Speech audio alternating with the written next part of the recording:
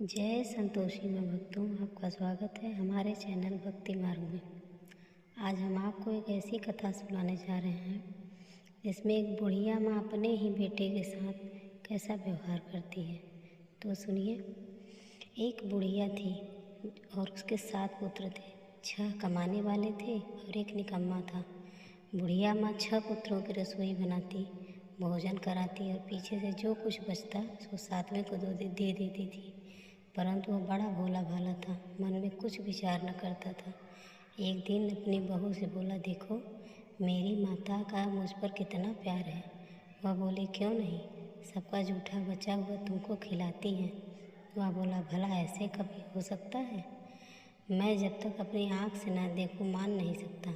बहू ने हंस कर कहा, तुम देख लोगे तब तो मानोगे। कुछ दिन बाद बड़ा त्योहार आया। घर में 7 प्रकार के भोजन और चूरमा के लड्डू बने। वह जांचने को सिर का दर्द बहाना कर पतला कपड़ा सिर पर ओढ़कर रसोई घर में सो गया और कपड़े में सब देखता रहा। संतोषी माता की व्रत कथा के अनुसार 6 भाई भोजन करने आए।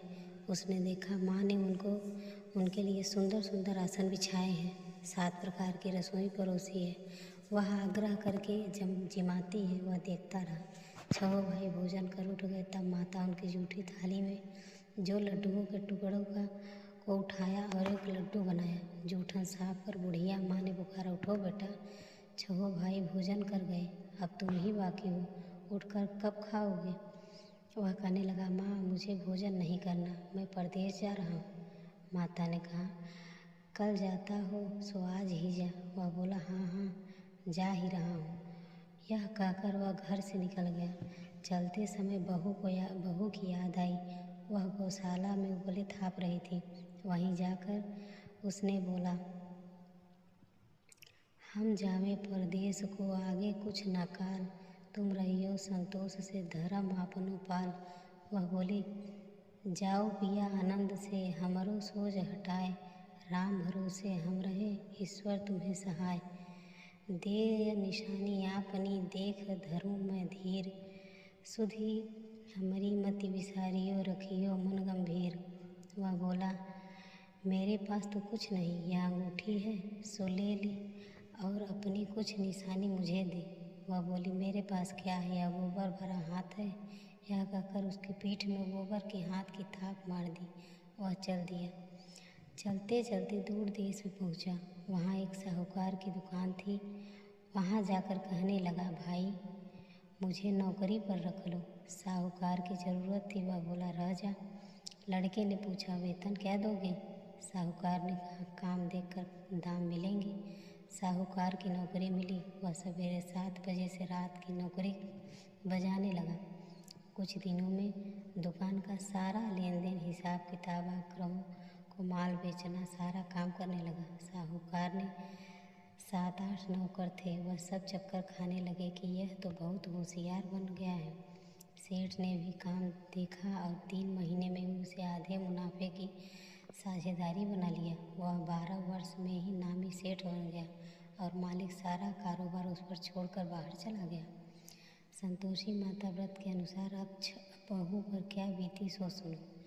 सास ससुर उसे दुख देने लगे। सारी गृहस्थी का काम उसके करके उसे लकड़ी लेने जंगल में भेजते। इस बीच घर की रोटियों के आधे से जो भूसी निकलती उसकी रोटी बनाकर रख दी जाती और फूटे नारियल के खोपरे में पानी। इस तरह दिन बीतते रहे। एक दिन वह लकड़ी लेने जा रही थी कि रास्ते में बहुत सी स्त्रियां संतोषी माता का व्रत करती दिखाई दी। वह वहाँ खड़ी हो कथा सुनकर बोली, बहनों, यह तुम किस देवता का व्रत करती हो और इसके करने से क्या फल मिलता है? इस व्रत के करने की क्या विधि है? यदि तुम अपने व्रत का विधान मुझे समझा कर कहोगी तो मैं तुम्हारा एहसान मानूंगी। तब उनमें से एक स्त्री बोली, सुनो, यह संतोषी माता का व्रत है और संतोषी माता की कथा है। इसके करने से निर्धनता, दरिद्रता का नाश होता है, लक्ष्मी आती है, मन की चिंताएं दूर होती हैं, घर में सुख होने से मन को प्रसन्नता और शांति मिलती है। नीह पुत्र को पुत्र मिलता है। प्रीतम बाहर गया हो तो जल्दी जल्दी आवे। कुंवारी कन्या को मनपसंद वर मिले। राजद्वारे में बहुत दिनों से मुकदमा चलता हो तो खत्म हो जाए। सब तरह सुख शांति हो, घर में धन जमा हो, पैसा जायदाद का लाभ हो, रोग दूर हो जावे तथा और जो कुछ मन में कामना हुए सब इस संतोषी माता की कृपा से पूरी हो जावे, इसमें संदेह नहीं। वह पूछने लगी, यह व्रत कैसे किया जावे, यह भी बताओ तो बड़ी कृपा होगी। स्त्री कहने लगी, 1.25 रुपये का गुड़ चना लेना, इच्छा हो तो 5.25 रुपये का ले लेना, 11.25 रुपये का भी सहूलियत अनुसार लेना, बिना परेशानी, श्रद्धा और प्रेम से जितना बन सके लेना। 1.25 रुपये से 5.25 रुपये तथा इससे भी ज़्यादा शक्ति और भक्ति अनुसार लें। हर शुक्रवार को निराहार रहकर संतोषी माता की कथा कहना सुनना, इसके बीच क्रम न टूटे नहीं, लगातार नियम पालन करना। सुनने वालों को कोई ना मिले तो घी का दीपक जला उसके आगे जल के पात्र में रख कथा कहना, परंतु नियम न टूटे। जब तक कार्य सिद्ध न हो नियम पालन करना और कार्य सिद्ध हो जाने पर व्रत का उद्यापन करना।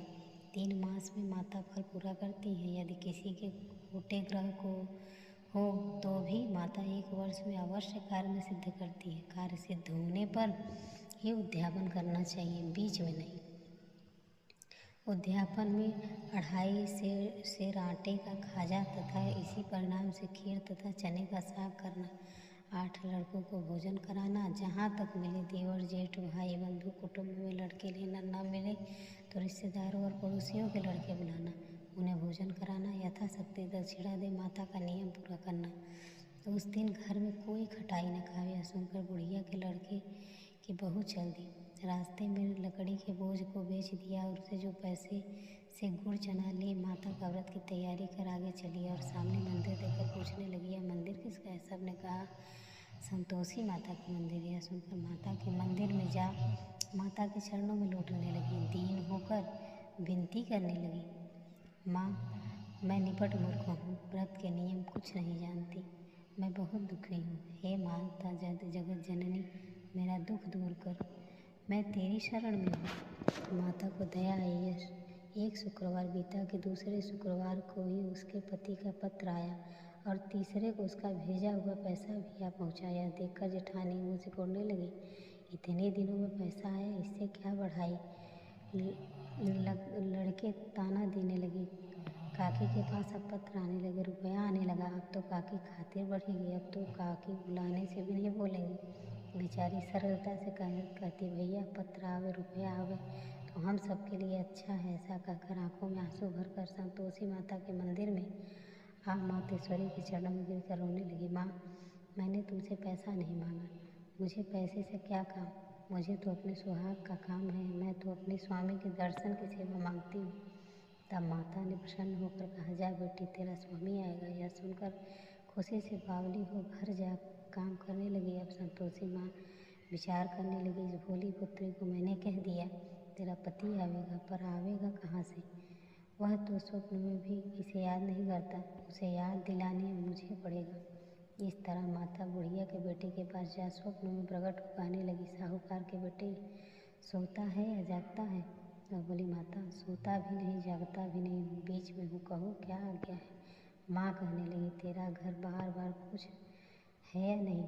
वह बोला, मेरा सब कुछ माता, माँ बाप भाई बहन बहू, क्या कमी है। वह बोले, भोले पुत्र, तेरी स्त्री घोर कष्ट उठा रही है, माँ बाप उसे दुख दे रहे हैं, वो तेरे लिए तरस रही है, तू उसकी सुधि ले। वह बोला, हाँ माता, यह तो मुझे मालूम है, परंतु मैं जाऊँ तो जाऊँ कैसे, परदेश की बात है, लेन देन का कोई हिसाब नहीं, कोई जाने का रास्ता नजर नहीं आता, कैसे चला जाऊँ। माँ कहने लगी, मेरी बात मान, सवेरे नहा धोकर संतोषी माता का नाम ले, घी का दीपक जला, दंडवत कर और दुकान पर जा बैठना, देखते तेरा लेन देन सब चुक जाएगा, जमा माल बिक जाएगा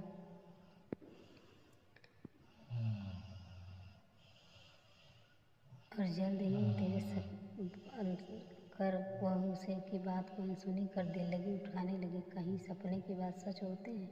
एक बूढ़ा बोला, देख भाई, मेरी बात मान, इसी प्रकार सच झूठ करने के बदले देवता ने जैसा कहा वैसा ही कर, तेरा क्या जाता है। वह बूढ़ी बात मानकर स्नान कर संतोषी माता को दंडवत कर घी का दीपक जला दुकान पर जा बैठा। थोड़ी देर वह क्या देखता है कि देने वाले रुपया लाने लगे और हिसाब होने लगा। कोठे भरे सामानों की खरीदारी नकद दाम में करने लगा। तब तक धन का ढेर लग गया। माता का चमत्कार देखकर प्रसन्न हो मन में माता का नाम ले घर को जाने के वास्ते गहना कपड़ा खरीदने लगा और वहाँ के काम से निपट कर वह घर को रवाना हुआ। वहाँ बहू बेचारी जंगल में लकड़ी लेने जाती और लौटते वक्त माँ के मंदिर पर विश्राम करती।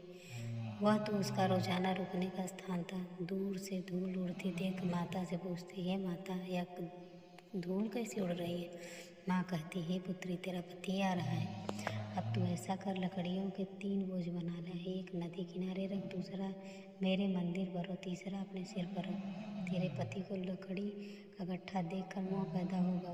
वह वहाँ रुकेगा, नाश्ता पानी बना खाकर माँ से मिलने जाएगा। तब तू लकड़ियों का बोझ उठाकर घर जाना और बीच चौक में गड्ढा डालकर 3 आवाज़ें जोर से लगाना। वो सासू जी, लकड़ियों का गट्ठा लो, भूसे की रोटी दो और नारियल के कोपरे में पानी दो। आज कौन सा मेहमान आया है? माँ की बात सुनकर वह बहुत अच्छा माता कहकर प्रसन्न हो लकड़ियों के 3 गट्ठे ले आई। एक नदी के तट पर और एक माँ के मंदिर पर रखा और इतने में ही एक मुसाफिर आ पहुँचा। सूखी लकड़ी देख उसकी इच्छा हुई कि वह विश्राम करे और भोजन बना खाकर गाँव जाए। इस प्रकार भोजन बनाकर विश्राम कर वह गाँव को गया, सबसे प्रेम से मिला। उसी समय बहू सिर पर लकड़ी का गट्ठा ले आती है। लकड़ी का भारी बोझ आंगन में डाल जोर से 3 आवाज़ देती है, लो सासू जी, लकड़ी का गट्ठा लो, भूसी की रोटी दो, नारियल के खोपरे में पानी दो। आज कौन सा मेहमान आया है? सुनकर सास बाहर अपने दिए हुए कष्टों को बुलाते हुए कहती है, बहू ऐसा क्यों कहती है? तेरा मालिक ही तो आया है। आ बैठ, मीठा भात खा, भोजन कर, कपड़े गहने पहन। इतने में आवाज़ सुन उसका स्वामी बाहर आया और अंगूठी देखकर व्याकुल हो माँ से पूछता है, माँ यह कौन है? माँ कहती, बेटा ये तेरी बहू है। आज 12 वर्ष हो गए, तू जब से गया है तब से सारे गांव के जानवर की तरह भटकती फिरती है। काम काज घर का कुछ करती नहीं, 4 समय आकर खा जाती है। अब तुझे देख भूसे की रोटी और नारियल के कोपड़े में पानी मांगती है। वह लज्जित हो बोला, ठीक है माँ, मैंने इसे भी देख लिया और तुम्हें भी देखा। अब तुम्हें दूसरे के घर की ताली दो, मैं उसमें रहूं। तब माँ बोला, ठीक है बेटा, तेरी जैसी मर्जी, कहकर ताली का गुच्छा पटक दिया। उसने ताली ले दूसरे कमरे में जो तीसरी मंजिल के ऊपर था खोलकर सारा सामान जमाया। एक दिन में वह वहाँ राजमहल जैसा ठाठ बन गया। अब क्या था, दोनों को सुखपूर्वक रहने लगे। तने में अगला शुक्रवार है। बहू ने अपने पति से कहा, मुझे माता का उद्यापन करना है। पति बोला, बहुत अच्छा, खुशी से करो। वह तुरंत ही उद्यापन की तैयारी करने लगा। जेठ के लड़कों को भोजन के लिए कहने गई। उसने जेठानी अपने बच्चों को सिखलाती है, देखो रे, भोजन के समय सब लोग खटाई मांगना, जिससे उसका उद्यापन पूरा न हो। लड़के जिमने आए, खीर पेट भर खाई, परंतु याद आते कहने लगे, हमें कुछ खटाई दो, खीर खाना हमें भाता नहीं, देखकर अरुचि होती है। बहू कहने लगी, खटाई किसी को नहीं दी जाएगी, यह तो संतोषी माता का प्रसाद है। लड़के तुरंत उठ खड़े हुए, बोले, पैसा लाओ। भोली बहू कुछ जानती नहीं थी, सो उन्हें पैसे दे दिए। लड़के उसी समय जाकर इमली खा लेंगे। यह देखकर माता जी ने कोप किया। राजा का दूत उसके पति को पकड़ ले गया। जेठ जेठानी मनाने, खोटे वचन कहने लगे। लूट लूट कर धन इकट्ठा कर लाया था, सो राजा के दूत पकड़ ले गए। अब सब मालूम पड़ जाएगा जब जेल की हवा खाएगा। बहू से यह वचन सहन न हुआ। रोती रोती माता के मंदिर में गई। हे माता, तुमने यह क्या किया?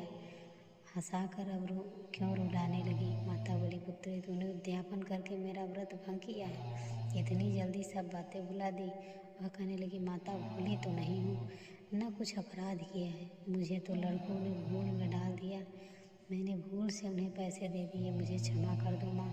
माँ बोली, ऐसी भी कहीं भूल होती है? तो बोली, माँ, मुझे माफ़ कर दो, मैं फिर दोबारा उद्यापन करूँगी। माँ बोली, अब भूल मत करना। वह बोली, अब न होगी माँ, अब बदला हुआ कैसे आवेंगे? माँ बोली, जा पुत्री, तेरा पति तुझे रास्ते में ही आता मिलेगा। वह घर को चली। राह में पति आता मिला। उससे पूछा, तुम कहाँ गए थे? तब वो कहने लगा, इतना धन कमाया है, उसका कर राजा ने मांगा था, वह भरने गया था, वह प्रसन्न था। वो बोली, भला हुआ, अब घर चलो। कुछ दिन बाद फिर शुक्रवार आया। वह बोली, मुझे माता को उद्यापन करना है। पति ने कहा, करो।